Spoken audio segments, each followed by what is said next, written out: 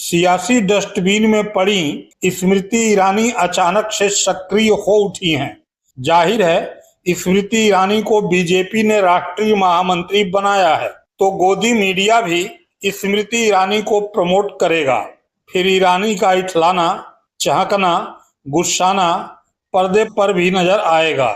लेकिन सवाल भी यही है, बीजेपी को अचानक ईरानी की याद क्यों आई? क्या 70 रुपए किलो की चीनी को 13 के भाव पर बिकवाएंगी स्मृति ईरानी? विवादों के कारण मात्र 2 साल में ही शिक्षा मंत्री के पद से हटाई गई स्मृति ईरानी क्या शिक्षा को लेकर उठ रहे सवालों का जवाब दे पाएंगी? रोहित वेमुला की मौत को लेकर बदनाम रही स्मृति ईरानी क्या देश के आक्रोशित जेनजी को समझा पाएंगी? या फिर ये माना जाए कि राहुल गांधी की गूंज की तीखी धार को कुंद करने में बचा खुचा खुद का करियर भी न्यौछावर कर जाएंगी स्मृति ईरानी? क्या ही कर लेंगी बीजेपी की महामंत्री बनी स्मृति ईरानी? नमस्कार, मैं हूं त्रिपाठी ज्ञानेंद्र और आप देख रहे हैं सियासत के सुर। स्मृति ईरानी फिल्मी दुनिया से आती हैं, कुछ ही दिन में बीजेपी का सियासी चेहरा बन जाती हैं। बगैर कोई भी चुनाव जीते हारे सीधे संसद में पहुंच जाती हैं, राज्यसभा के रास्ते। कई दिग्गज चेहरों को मात देते हुए बगैर किसी संघर्ष और अनुभव के एक ही झटके में मोदी मंत्रिमंडल में पहुंच जाती हैं, वह भी शिक्षा मंत्री के रूप में। फिर अमेठी से सांसद बनती हैं, दूसरे ही चुनाव में हार जाती हैं और फिर बीजेपी स्मृति ईरानी को सियासी डस्टबिन में फेंकती है और स्मृति ईरानी सियासी क्षेत्र से विस्मृत हो जाती हैं। अब 2 साल बाद एक बार फिर स्मृति लौटी हैं, सरकार में नहीं, संगठन में। स्मृति को बीजेपी ने राष्ट्रीय महासचिव बनाया है। सवाल उठता है, क्यों? बीजेपी स्मृति ईरानी का बचा खुचा करियर समाप्त करना चाहती है या चमकने का एक और मौका देना चाहती है? ये सवाल मैं क्यों कर रहा हूं? क्योंकि बीजेपी सामान्य दौर में नहीं है। बीजेपी एक ऐसे दौर से गुजर रही है जहां उसके एकमात्र चेहरे प्रधानमंत्री मोदी का करियर भी दांव पर है। महंगाई चरम पर है, शिक्षा व्यवस्था ध्वस्त है, युवा नाराज हैं। क्या इन 3 चुनौतियों में से किसी एक का भी सामना स्मृति ईरानी कर पाएंगी? बिल्कुल नहीं। जब चीनी 40 रुपए किलो बिक रही थी, तब स्मृति ईरानी ने 13 रुपए किलो चीनी का वादा किया था। 40 की मिल रही है। मोदी का संदेश है 6 तारीख को कमल का बटन दबाओ और 13 रुपए किलो की शक्कर खाओ।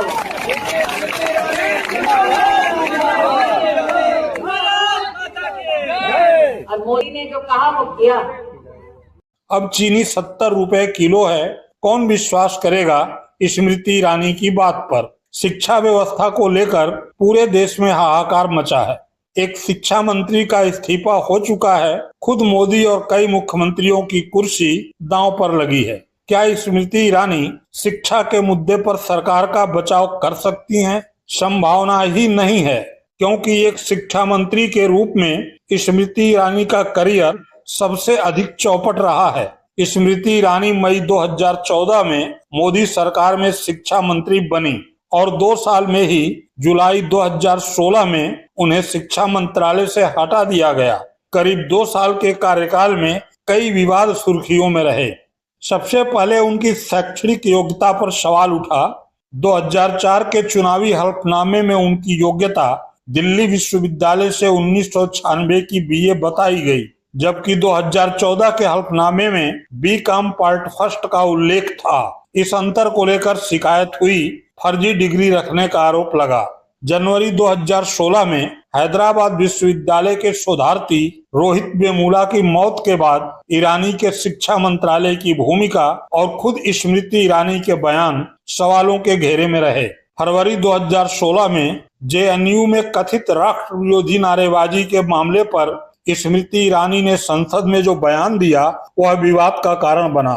दिल्ली विश्वविद्यालय के 4 वर्षीय डिग्री कार्यक्रम, केंद्रीय विद्यालयों में जर्मन की जगह संस्कृत, आईआईटी मद्रास के छात्र समूह और आईआईटी प्रशासन में ईरानी के शिक्षा मंत्रालय के कथित हस्तक्षेप जैसे मुद्दों पर भी स्मृति ईरानी विवादों में रहीं और अंत में स्मृति ईरानी को शिक्षा मंत्रालय से हटाकर कपड़ा मंत्रालय दे दिया गया। प्रकाश जावड़ेकर को एचआरडी मंत्री बनाया गया। अब यहाँ ये सवाल उठता है कि जिन ईरानी को विवादों के कारण जिस शिक्षा मंत्रालय से हटाया गया, उसी शिक्षा मंत्रालय की व्यवस्था पर वही स्मृति ईरानी संगठन की तरफ से सरकार का क्या बचाव करेंगी। हाँ, स्मृति ईरानी की एक विशेष पहचान गांधी परिवार को गाली देने की रही है, लेकिन परिस्थितियां बदल चुकी हैं।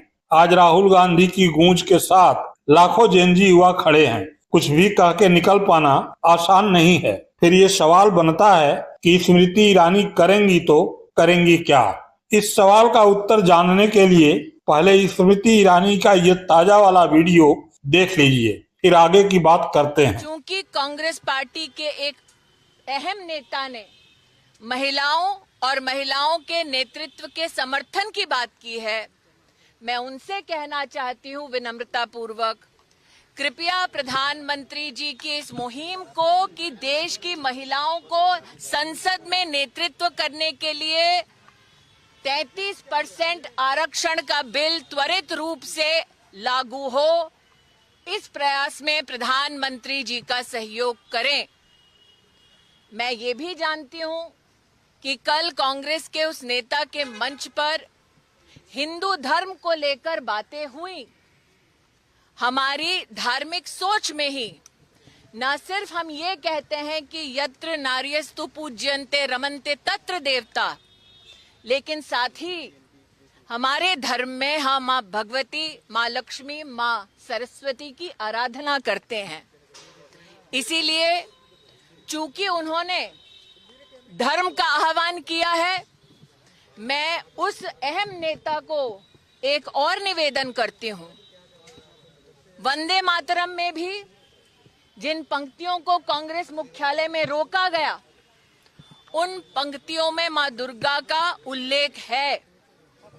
जिस दुर्गा स्वरूपा को हम शक्ति के केंद्र की दृष्टि से उपासना करते हैं, उस दुर्गा माँ का जय घोष, वंदे मातरम का पूरा मंचन, पूरा गायन कांग्रेस मुख्यालय में हो, ताकि महिलाओं के प्रति जो उन्होंने रुचि और रुझान दिखाया है, उसको वो कांग्रेस मुख्यालय और संसद में प्रधानमंत्री मोदी के 33% महिला आरक्षण बिल को त्वरित रूप से लागू करने के संकल्प के माध्यम से जो उन्होंने कहा कल अपने कार्यक्रम में, कांग्रेस के नेता अपने शब्दों को आकार दे सकते हैं, नरेंद्र मोदी के इस संकल्प को अपना सहयोग दे सकते हैं। सुना आपने, इन्हें ये भी पता नहीं है कि महिला आरक्षण बिल कांग्रेस के सहयोग से पारित हो चुका है। मोदी जी खुद जश्न मना चुके हैं और लागू करने का काम तो सरकार का है। इसमें नेता प्रतिपक्ष क्या करेंगे?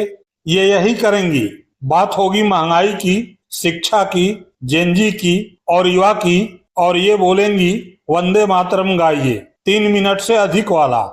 अब इन्हें कौन समझाए कि महिला आरक्षण बिल संसद से पास हो चुका है, लागू करने का काम सरकार का है, विपक्ष के नेता का नहीं। इन्हें ये कौन समझाए कि राहुल गांधी महिलाओं की बराबरी की बात कर रहे हैं शिक्षा, रोजगार और सुरक्षा में। राहुल गांधी महिलाओं की पूजा की मांग नहीं कर रहे हैं। महिलाएं देवी नहीं बनना चाहती हैं। रोजगार, शिक्षा, सुरक्षा और सम्मान के क्षेत्र में पुरुषों से कदम ताल करना चाहती हैं, आगे निकलना चाहती हैं। देवी बनकर पूजा नहीं करवाना चाहती हैं।